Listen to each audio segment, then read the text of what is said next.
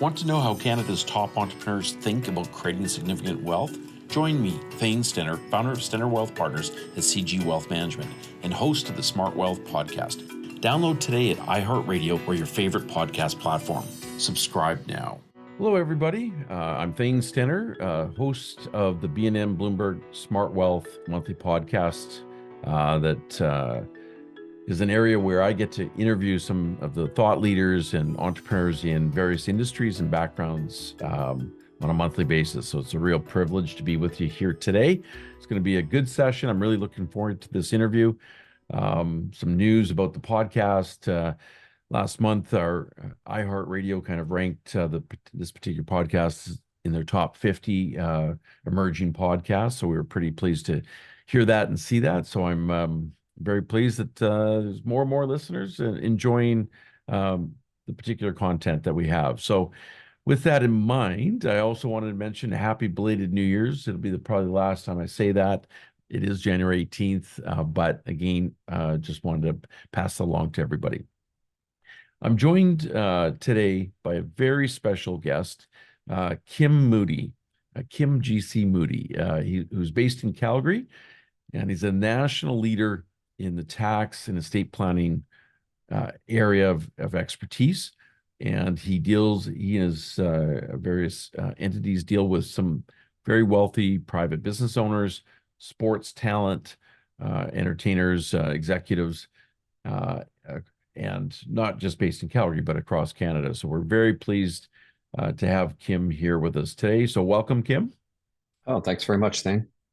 I know you're a very busy fellow, and I was very intrigued with a recent article in the last couple of weeks that you penned for the National Post on January 3rd. There was, it's titled, high tax rates are leading the wealthy to seek out sunny ways elsewhere. And it seems like Canada has a lot of immigration issues coming in, but we also have a lot of wealthier individuals that are considering moving outside of Canada. And so this is a particularly interesting topic, given the fact that I also worked in the United States for 4 years in California with Morgan Stanley. I've seen both sides of the border from the point of view of different tax regimes, different estate planning regimes, personally, on a personal level. So it's a particular topic that I think will have a lot of interest to listeners and to our clients. So a little bit about Kim before I ask him to share his story a little bit more. But Kim is a chartered accountant, as well as a registered trust and estate practitioner and tax specialist practicing in Calgary, as I mentioned earlier.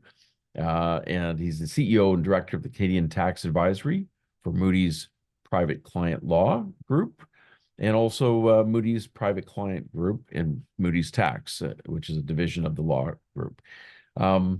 He's very highly regarded. He's known within the tax circles for being very progressive and a thought leader kind of in this space. So once again, I think it's going to be a pleasure to kind of get his insights here today. So with that in mind, I wouldn't mind, Kim, just to ask you right out of the gate, tell us a little bit more about your journey to today in your career and some of the things in your background that those listeners and viewers today that may be of highlights so far in your life. Sure. No, happy to. Just one technical correction on my bio. Just I don't want my partners who might be listening. Yes. I stepped down from the CEO position of our firm last year, so now I'm not in that position, but still involved with the firm, obviously, and do a lot of work. But so my story goes back obviously to my childhood. Like many Canadian youngsters, certainly when I was growing up, I wanted to be an NHL hockey player. And and if I know that you probably can't see how tall I am, but I'm not the tallest guy in the world. I'm 5'2" on a good day, 5'3" on a good day. And so back then, in the era of Slapshot, great movie, love that movie. Yes. But I didn't have the size, although I had the skill, and so I quickly shifted career choices to a music teacher because I was a pretty good piano player, and Hmm. and very good theorist in math, or sorry, in the theory of music, and loved mathematics, which of course music is a lot of math. And then in my high school, I realized that, geez, I'm good, but I'm not that good. And so I attended a career counseling session that just happened to show up in high school on accounting, and I thought, oh, this is for me. And Hmm. so I proceeded to that, to get my undergrad in commerce, and got my CPA. And my parents were entrepreneurs. We grew up in I was born in Saskatchewan, but was raised in Fort McMurray, Alberta, oil sands capital of the world. And back then in the 1970s and 80s, it was a thriving community, and it still is today. But it was entertainment starved. And so my dad, who worked for the oil sands plant, very entrepreneurial soul, started up a go-kart track and a number of other businesses. And so I helped.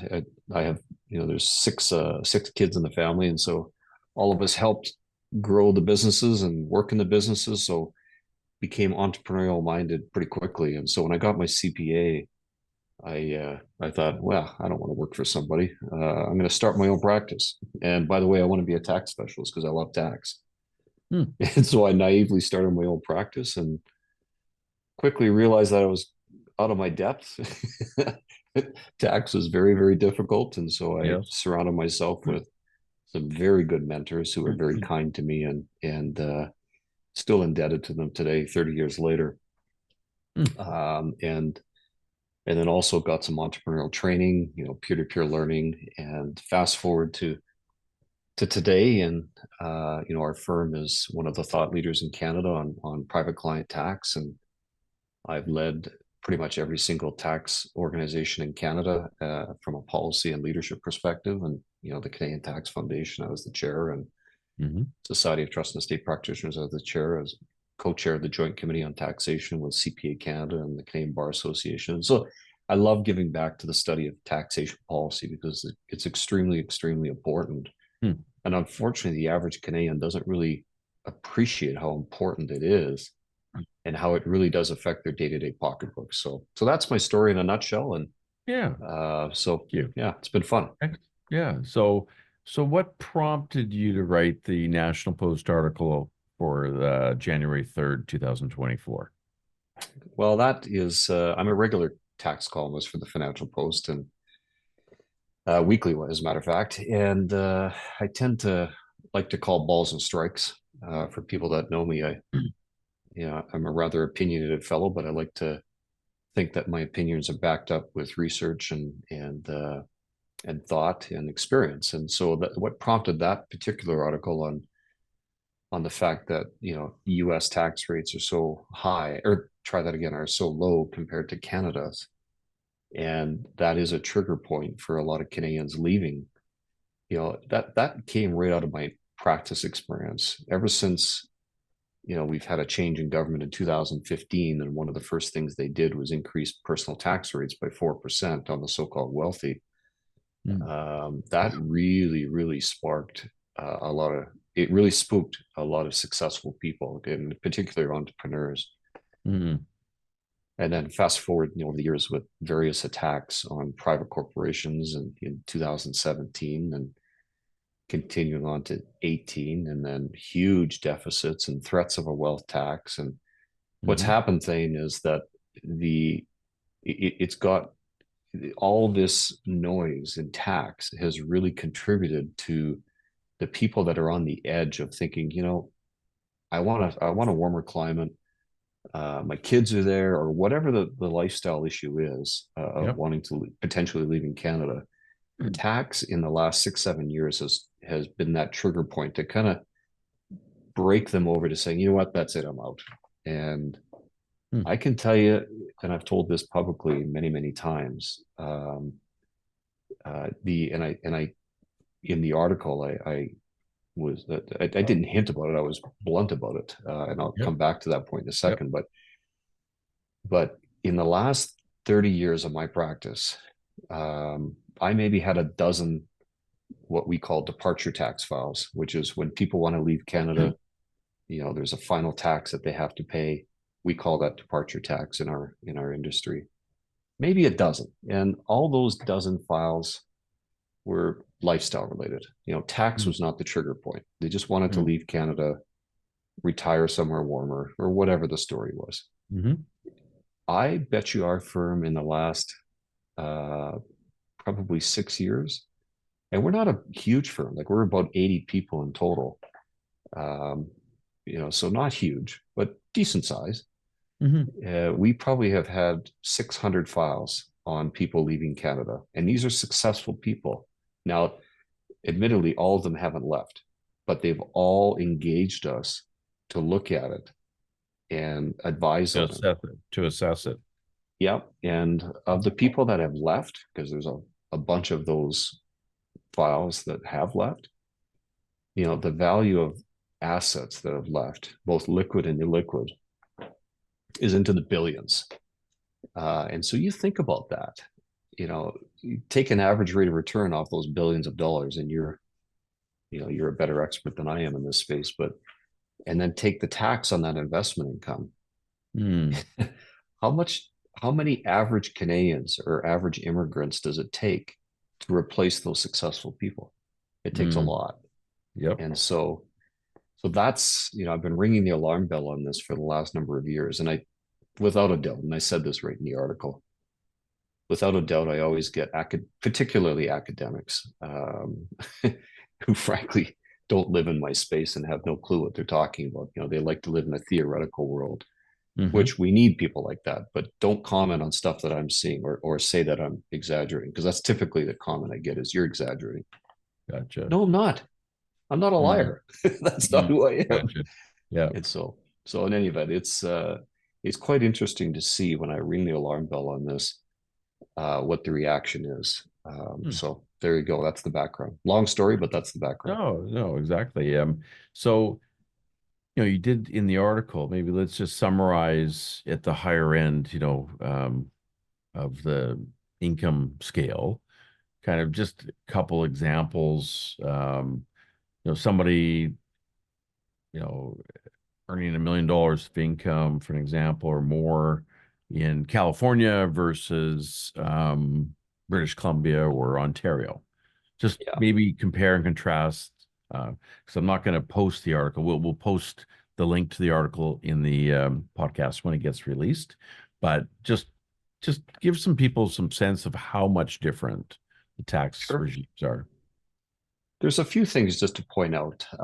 One is that, when the existing government introduced another 4% tax, they did it at a level of $200,000 or more, and it's indexed to inflation. So I can't even remember what it is today. It's call it $240,000 in that range.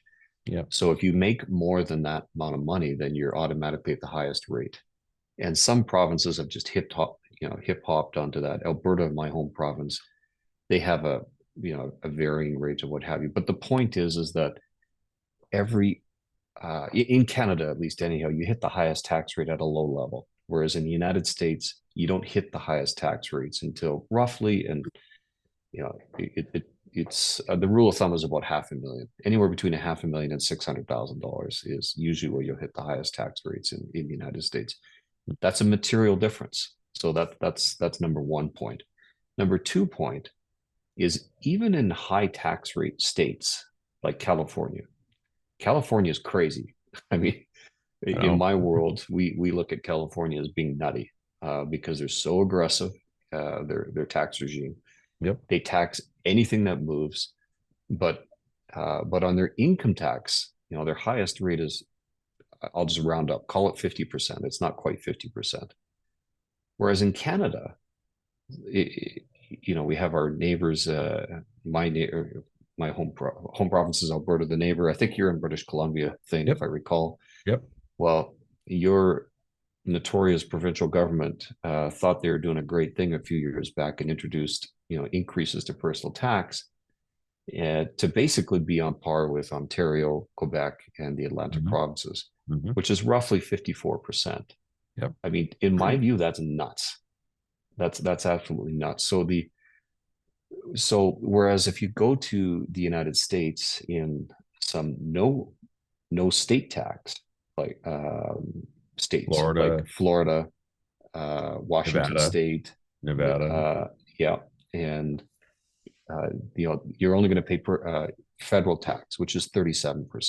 Mm-hmm. So you start comparing that. In the article, I just ran some quick mathematics on some crazy, simple examples, but it's material. Like in some Mm. cases, it can be a 17% difference on, I recall the difference in the article. And for high income earners, that's material, right? That's very material. Mm-hmm. And behind the scenes, I use the example of Steven Stamkos, the captain of the Tampa Bay Lightning. Yep. There's a reason. There's a reason why he didn't want to play for the Leafs. Got it. And one of those reasons, not the reason in my view, but one of the reasons was tax.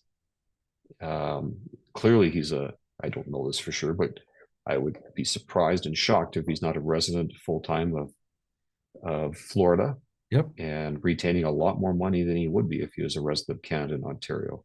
Mm. And so, there's things like that are easier to understand, Yeah. but the average Canadian who's successful, it's the same thing. Mm. So, yeah, very and frustrating. and a little bit more sun too, which is Yeah, not a bad thing. So, exactly. Maybe also comment around the medical related taxes, like Yeah, when I was in California, I think I'm not a tax expert, but I think I was recalling that up to a certain level of income, it was 4.8% in addition. And, obviously we've got, taxes here, additional taxes here in Canada, but just maybe compare and contrast that a little bit. yeah. I'll just comment on it because I'm certainly not an expert on it, Thane. But a lot of the feedback that I got on the negative side of that article, because I post my my email address, and so my inbox Yes. tends to get flooded with Yeah. with both positive and negatives, and a lot of the negatives were, I got a couple saying, "What are you, a moron? Don't you realize that the premiums to pay healthcare premiums in the United States are exorbitant?" And so, there is a cost to living in the States for sure, because of course it's not universal healthcare. It's private healthcare, and it comes with Mhm. insurance premiums, and certainly they can be expensive, as you know firsthand, Yep. thing. Yep. Um, of course, for I believe it's 65 or older, and at lower income levels, there is the Medicaid system, so you're not left in the dark when you're older. But even certainly in the cases that we've worked on, even when you factor in the higher premiums, it's in many cases it makes total financial sense for the people to leave Canada. Mm. And then when you compare the quality of healthcare that's generally available in Canada in the public system versus what's available in the States, I don't think there's too much debate that the quality of healthcare in the States in general is very, very high, Agreed. and not generally available at that high level to the average Canadian. So really, it comes down to mathematics in terms of what are you going to pay for healthcare premiums. And I can tell you 9 times out of 10, and I'm just going off the top of my head, Yeah. it still makes a lot of financial sense, even with those premiums. Interesting. Okay, everybody, we're going to take a quick break. Stay with us. We'll be right back. Want to know how Canada's top entrepreneurs think about creating significant wealth? Join me, Thane Stenner, founder of Stenner Wealth Partners at CG Wealth Management and host of the SmartWealth podcast. Download today at iHeartRadio or your favorite podcast platform. Subscribe now. Thanks, everybody. We've come back with our special guest, Kim G C Moody, our very special guest. So welcome back. So where do you think this is going, Kim? Like, where do you think our tax rates in Canada are likely to go versus where you think they should go? So wouldn't mind commenting on those two items, and maybe just back color as to why. Sure. Well, I'll start with the easy one, where I think they should go, because if I had a wish list, they would come down and compete almost head on with the United States.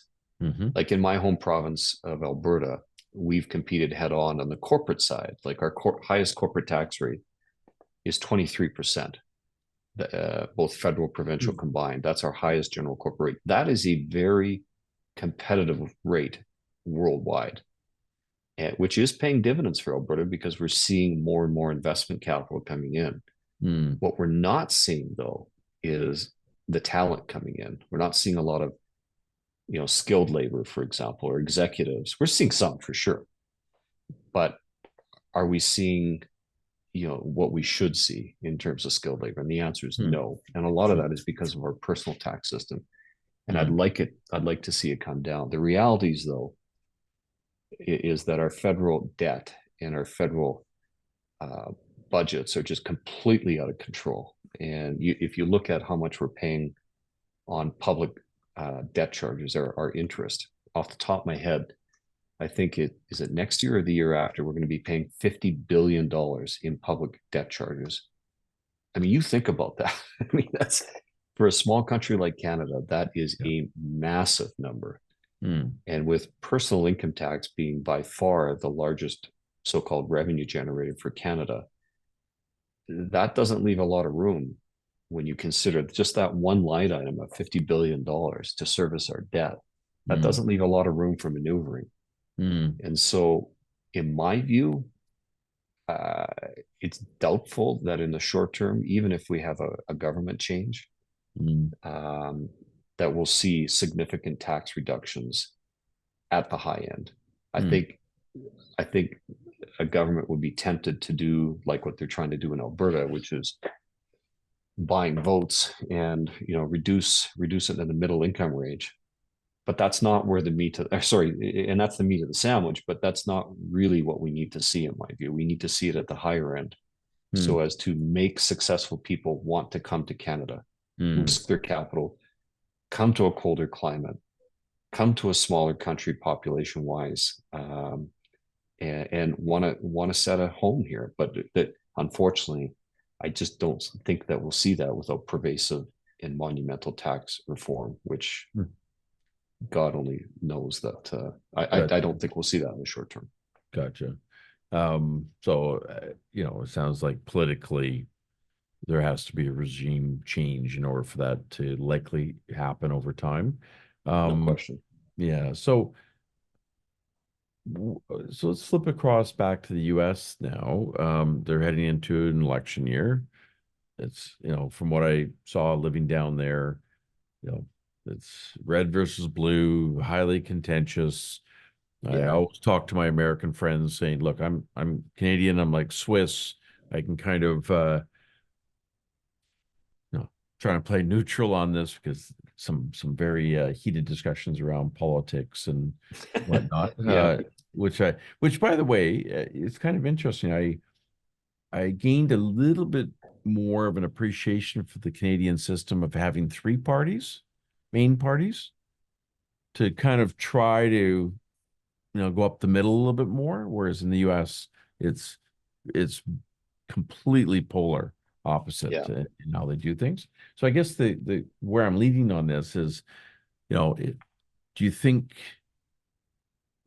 do you think that the US may end up raising interest rates or income tax rates to the higher end income earner over time,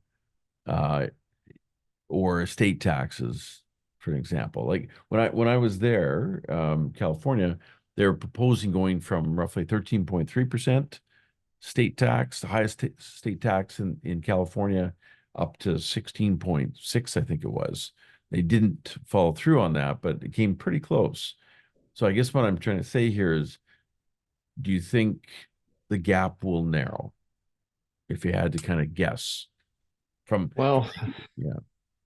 try to get my U.S. knowledge outside of the mainstream media, because I just find it very biased. But there's a number of U.S. lawyers and accountants in our office who come from the United States. They're still very connected to the United States, so I tend to get a lot of my information from them and others. But I certainly on the tax side, I do. I don't. So my prediction, which is worth $1, is that I don't think we'll see certainly any Republican states try to raise the taxes. That would be a political suicide. Yep. It wouldn't surprise me to see any Democrat states do that, like California. Nothing surprises me with California. Yeah. And certainly New York as well. Nothing surprises me there. So, but outside of that, no, I don't think that we'll see any federal income tax. That I just don't see both sides of the houses supporting that. Having said that, their debt is out of control as well. So you just Yeah. never know, right? Yep. Yeah. On the estate tax side, I don't think they're motivated to do much because it's scheduled to automatically come down in any Run off. event. Like at least the exemption is scheduled to come down in 2025, 26, I believe, off the top of Yeah. my head. Yeah. And so that's that sunset of is a big enough move right now. And we'll see if if Trump gets elected, assuming it's Trump, if he gets elected, who knows what will happen? Right. If Joe Biden gets reelected, I don't see any movement on the estate tax side. My sense is they'll just let it come down and not do anything. Gotcha. So that's my cup of coffee predictions for you. Okay. Do you think, okay, so on that basis, do you think that Canada may try to establish an estate tax regime over the next 5, 10 years, just like the US has? Because the estate tax in the US is pretty, from where I sit, pretty egregious. So moving to the US to work and have a higher income, you're also then exposing yourself to something, from a estate plot tax perspective that's, they can get up to 40% taxes in that situation. So how would you comment about that, Kim? Well, I'll comment and then I'll ask you a question. Sure. And so get ready. Yep. Yep. So I wrote about this in the Financial Post, and actually another author wrote about it as well about a year ago in terms of will Canada introduce a wealth tax, for example, which is effectively equivalent to an estate tax. Not really. They're technically different, obviously. Yes. Um, so in response to an estate tax like the United States, I don't think Canada has the will to do that. Our system has been around on a deemed disposition on death. I just don't see that changing. That would be a monumental tax change that I just don't see happening. In terms of a wealth tax, though, Canada did look at this, and the PMO's office was Yep. neck deep into this, and I think it was the Canadian Taxpayers Federation actually requested some under Freedom of Information, and they got a whole pile of redacted documents. But in the stuff that wasn't redacted, there was enough there to show that they were actively looking at this, which I think is really silly in the whole scheme of things. And so here's a couple questions for you in terms of at least a wealth tax thing. How many countries in the world have a wealth tax right now? Any guesses? The way you set that up, I'm gonna 5. I know the US does. Yeah, Huh? you're bang on. You're bang on. Really? Yeah. Okay. Pure luck. Pure luck. Although if you ask ChatGPT, it says that Norway has eliminated their wealth tax, which is not true. So don't rely completely on ChatGPT for facts. But that's reduced from about a dozen years ago. There was about 14 countries that had it. And like France was kind of the poster child. They had a wealth tax, but they eliminated it because of the common reasons why wealth taxes don't work. Too much administration, too little tax collected. And those are I'm oversimplifying. So go back to the estate tax in the United States for a second. How much do you think the US, this is the second question for you, how much in revenues do you think the United States collects annually in estate taxes? Now, remember, their economy is what? You're an expert on this. Trillions, right? Yeah, it's 10 times the size of Canada. Yeah. So what do you think they collect on estate taxes? Which, by the way, I agree with your comment that it's an egregious system. But what do you think they collect? 50 roughly 50 billion. Try 3 billion roughly per year. Yep. So is it the size of a pimple or less? Yes. Like I don't have a lot of hair here, right, on my head, but it might be one of these hairs on my head. And so you think about that. And by the way, all this data is available. If you go to the IRS website and search for estate tax, you can pull down these tables, and it's roughly 3 billion per year on average. Wow. That's So you nothing. think about, it's nothing, right? It's absolutely nothing. But do people like me and you, do we keep busy planning around it? Trying to make sure that our clients are informed about U.S. estate tax and Yep. make sure that, that the exposure is mitigated? Absolutely. Now take that and multiply it by what happens in the United States. And if you lived there, which you did, Yep. Yep. you would know that it's a whole cottage industry, and it's Right. pretty easy to dance around. Gotcha. And actually, So that's a really good point, Kim, because there is a lot of specialists to try to minimize that and reposition and restructure yeah, things. So, wow, I did not realize, honestly, that it was that little. it's a Um, pimple. yeah, wow. I did not know But that. why do you think they keep it? Like that's something that in my head that I've always thought, why do they keep it? Is it, I mean, it's been around since 1917. So, but if it only collects 3 billion and it's easy to dance around, and the reason why they introduced it, the estate tax, by the way, was they wanted to, and this is all publicly available, they wanted to prevent the accumulation of dynastic wealth. Okay, that's a lofty goal. I get it. It's a good societal goal in general. Yeah, But do you think it's achieved its objectives over 100 years? no, that Absolutely not. does not seem like it at all. Wow. That's so thanks for sharing that. That's actually a really, really interesting things. Okay, everybody, we're going to take a quick break and we'll be right back. So stay with us. Want to know how Canada's top entrepreneurs think about creating significant wealth? Join me, Thane Stenner, founder of Stenner Wealth Partners at CG Wealth Management and host of the SmartWealth podcast. Download today at iHeartRadio or your favorite podcast platform. Subscribe now. Okay, everybody, we're back with our special guest, Kim G C Moody, today. So let's get started again. So in Canada, then you deal with some very successful private company owners, Yep. executives, high income earners. Um, things like flow throughs and things like that we have here in Canada, Yep. fortunately, versus the U.S. The U.S. has opportunity zones, on real estate, on being able to exchange properties within a certain time frame and defer taxes. But you know, how many strategies or things out there that can help reduce your tax load or tax frictional costs each year if you're earning a million plus, for an example? And I'm not asking like,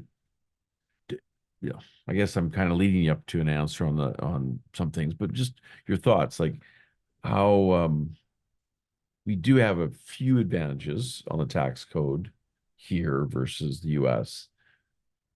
In the US, they used to have the SALT deduction, which you be able Yeah. to deduct, your full mortgage expenses and whatnot down there. They eliminated that, or they capped it at, I think, 10,000 a year or something like that Yeah. number. Yeah. So, I guess what I'm trying to say is as a tax leader, how is there much that a higher income earner can kind of do in this day and age in Canada to reduce their tax bill? I'll give you the standard answer, which is it depends. Yes. But if Yes. you're a wage earner, for example, like let's say you're a C-suite executive making $1 million, um, the old play was that especially if you're working for a tech company or a bank, you would get a lot of, if you're in the C-suite, you'd get a lot of your compensation at in stock options, which are half Yep. taxable in Canada. Yep. Well, of course, that became rather evil, so the government attacked that, and Yep. originally they were going to attack everybody, but thankfully there was some pushback on that, and now it's reserved for very large companies with $500 million of revenue or more. And so the short answer is it really does depend if you're an entrepreneur, if you're a standard employee or an executive. If you, and just repeating myself for a second here, if you're a standard employee, there's just really not a lot. I mean, certainly looking at flow throughs perhaps, but of course that comes with investment issues that is beyond my pay grade, and that's more for you, of Yep. course. And Yep. uh, RSPs, of course, but beyond that, there's just not a lot there. And if you're an owner, yeah, there's more things you can at least look at. But this, the suite of tax deferral and tax elimination that it's really been narrowed over the years, and in particular, the last 20 years. I've been in practice for 30. There used to be some really easy stuff that you could do. The mythology, especially among people that are not that successful, is that the successful can hire people like me and eliminate their tax. I mean, that's a bunch of BS. and, Gotcha. and I get stuff like that from my Financial Post articles all the time, but feedback. And the short answer is no. Yes, people like me are generally not available to the average public because of our fees, but that doesn't mean that we're paying, significantly less tax because of that. It's that's just a myth. Yeah. Well, okay. Thanks for sharing that. So maybe comment a little bit about AMT, or the alternative minimum tax. Yeah, my favorite. Yeah. So up until 2023, it was 15%, and now, effective a couple of weeks ago, 2024, it's moved up to 20.5%. So just maybe walk people through that, just so they understand maybe some of the current ramifications around that. Sure. I think if it's okay, Thane, I'll just give a little history lesson here. Yeah, because absolutely. I think it's helpful to understand the context of what AMT is. And so, the AMT was introduced in first 1985 as a proposal. And back then, if you know Canadian history, that was a conservative government, the Brian Mulroney government. Yep. And I think one of Canada's best finance ministers recently passed away, Michael Wilson, introduced this concept of, hey, maybe we should introduce a so-called alternative minimum tax, because the perception is that the rich are not paying enough tax. And frankly, back then, which I was a youngster back then, and I'm guessing you were too, but this was following on the lead of some other countries, and in particular the United States, where this whole idea of the rich not paying their fair share was really starting to get a lot of traction. And so this was Canada playing catch up, if you want to call it. It did get introduced in 1986 and implemented into law. And the way that it was implemented was as follows: calculate your regular taxable income and then calculate it the AMT way. But the AMT way adds back a bunch of so-called preference items. So if you have capital gains, then you had to add back up to, instead of only paying tax on half of capital gains, you'd add back 80% of the capital gain. On flow-through shares, if you deduct it, you'd have to add back a certain amount of that. If you claim certain credits, you'd have to add those back in the computation of. And it turns out that the AMT way is $40,000 or more greater than the regular way. Then whatever the difference is, that's AMT, and you pay that. But it's a prepayment, so that if you're not subject to AMT in the subsequent 7 years, then that prepayment is used as a credit against your current year taxes. So it's a ridiculous system. It's all perception, because 99 times out of 10, out of 100, sorry, it's a prepayment of tax, and the person who's paying it is going to get it back. Yep. So fast forward to 2021 federal election policy platform of the Liberal government, and they came out with this.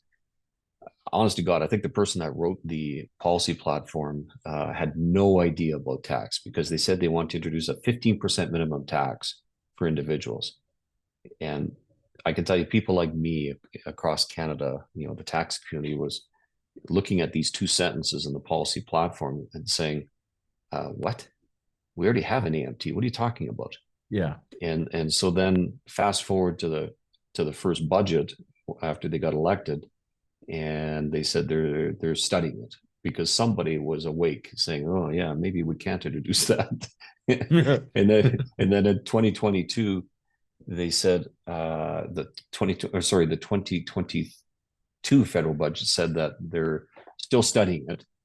And then 2023, they came out with the budget, so about a year ago, and said that, okay, this is what we're going to do. We're going to amend the existing AMT system.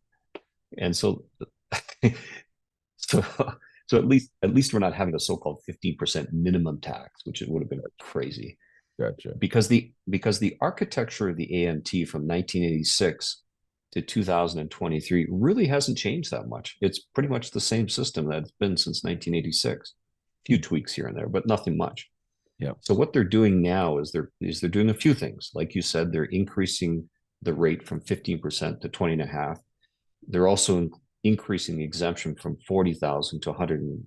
It'll be roughly 173,000 this year. But what they're doing is the preference items that you have to add back, they're dramatically changing those. And so for capital gains, for example, you have to add back 100% of capital gains. If you have interest expenses that you have incurred on rental properties or just on your investments, let's say you've leveraged your investments, you're claiming, you have to add that back 50%. If you have losses on your rental properties, you have to add those back 50%. 50%. And so there's these things that, the killer is the credits that they're now doing. So any personal credit, it used to be that, like charitable credits, for example, Yes. you did not have to add those back, but now you have to add back 50% of any charitable credits. And so what that does for the high income earner is if they make a big charitable donation, they have to add back 50% of that credit in the computation of AMT. And in some cases, the AMT that's triggered when you make a donation is significant. So from a policy perspective, this makes zero sense. And I could get into more about why that is, but the bottom line is the implications of the amendments to this are big. Now, I will end my little rant here on one thing, or so just to clarify. One is the AMT is scheduled to come into law, the changes of January 1st of this year, but it has not received royal assent yet. We are a little surprised to see that it wasn't rushed through the House at the end of December. But I think the reason why, and we're just speculating here in the community, but is that I think they've heard the criticism about the charitable donation impacts. And my suspicion is that they're taking a second look at how they can amend it so as to not cause negative implications to charities. Because the problem is if it turns out that a high incomer has to pay AMT in order to make a big donation to a charity, well, in many cases, they just won't make that donation. Yeah, and we've seen that with our clients where they've, very generously have kind of made donations of literally over the last couple decades of, hundreds of millions of dollars to different charities. So that's exactly, Kim, the sense that we've got from boots on the ground, seeing people do or think about or contemplate about larger donations, subject to this new AMT, coming in. So I think it is going to have an impact. So the fact that, who knows, let's see whether or not it does get royal assent. But so I think, rounding the corner here on this particular podcast interview, any other final comments? I'm giving you the floor to kind of finish off with a couple things you'd just like people to be really mindful of or aware, and then we'll kind of wrap things up. Sure. Maybe I'll get on my for the umpteenth time for people that have read my columns or my postings or what have you, because I've said this forever, for about the last dozen or 15 years or so, is that one of my big wishes is that Canada engages in comprehensive tax review and reform. The last time Canada did that, any guesses, Thane? I'll ask you two questions. How many times has Canada actually done it? And when was the last time? Yeah, so I'm going to say how many times. Oh, I answered the second question. Probably 3 times. The last 3 times, okay. Years. Now, I'm saying comprehensive, by the way, because there has been limited form reviews, but I'm saying comprehensive. So I'm guessing 3. Okay. And as far as the last time, I want to say 1981. Okay. One time in our history, which Canada introduced the income tax in 1917. That's rather well known. September 20th of 1917. Yep. And the year that it happened was when then Prime Minister John Diefenbaker, who comes from my hometown of Prince Albert, Saskatchewan, by the way, that's where I was born, took a very big political risk and convened the Royal Commission on Taxation and gave the committee, I wouldn't say unfettered, but pretty close to it, unfettered ability to look at our system and come up with comprehensive recommendations. And they did that, and they released a report in 1966 when he was no longer prime minister. It was then Lester Pearson. And that report was highly debated and ultimately led to some tax reform in 1972, January 1, 1972. We've had no comprehensive review and reform since that time. We've had limited form review on business and some other stuff since that time. So snippets versus integrated snippets. Right. Gotcha. Now, our society's changed a lot. And I can tell you the report that was released in 1966 has aged quite nicely. And I'm not exaggerating here. I'll often, when I'm sitting down with a glass of wine at night, I'll go to the reports because now they're available electronically. And when I first started practice, they weren't. But now, and I'll read them again. Like I wrote a piece in the Financial Post about family taxation, which would be a second wish. I think that Canada needs to introduce family taxation. And there's a whole section on that in the Royal Commission report of 1966 that has aged very, very nicely. And I think those policy recommendations are just as sound then as they are today. But there's a lot of things that need changing, like the taxation of digital companies, for example. The mobility of Canadians needs to change. And there's one section in particular that says that tax rates shouldn't exceed 50% on a combined basis because the psychology of that has significant impacts on the average person if they're paying more than 50%. I think that's very, very true today as it was back then. So all to say, I think we need comprehensive review and reform. I'd love to be a part of that. Politically, though, I don't think any party has the will to do that. Certainly our current government doesn't. I think if there is a regime change to the opposition party, they might have a limited appetite for some reform and review, but comprehensive, that's a very, very big political risk these days. So there you go. That's my overall big wish. Well, excellent. Well, thank you. I just wanted to thank you on behalf of the viewers and our listeners for taking the time for this interview. Very insightful. You taught me a few things as well, so thank you for that. And once again, keep up the good work on your writing in the column in the National Post. And thank you once again on behalf of everybody. My pleasure. Thanks for the invitation, Thane. Very welcome. Thanks, Kim. Bye for now.